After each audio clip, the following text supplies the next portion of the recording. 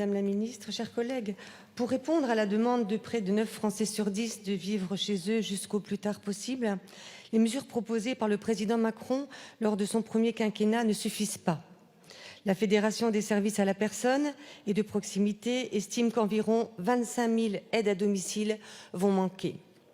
Les conséquences sont dramatiques. Les 7 200 services d'aide et d'accompagnement à domicile doivent renoncer à répondre à des demandes d'intervention faute de personnel.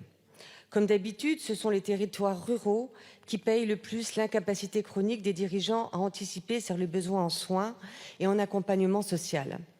Dans la Haute-Marne, qui est mon département, le taux de nouveaux dossiers refusés frôle les 30%. Pour pallier cette situation, le tissu associatif fait des choix.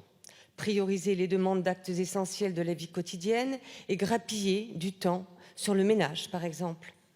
Au lieu de 2 heures de service, les aides à domicile n'interviennent plus qu'1h30, voire 1 heure dans certains cas. C'est autant de temps de lien social de perdu pour des personnes âgées qui subissent alors une double peine, s'ajoutant à leur perte d'autonomie. Ces métiers n'attirent plus les étudiants et les causes sont pourtant connues depuis longtemps.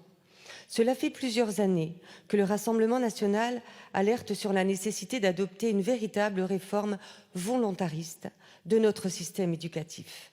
À l'heure actuelle, notre système éducatif pousse bien trop de jeunes à s'engouffrer dans des filières universitaires complètement bouchées, alors qu'en parallèle, des métiers essentiels souffrent d'une pénurie de salariés.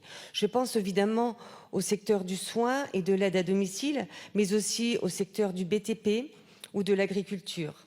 Qu'attend le gouvernement pour adopter une réelle politique ambitieuse, pour redonner l'envie à nos jeunes d'embrasser ces métiers essentiels, plutôt que de créer une énième filière d'immigration massive, comme il en est question dans votre prochain projet de loi sur l'immigration ?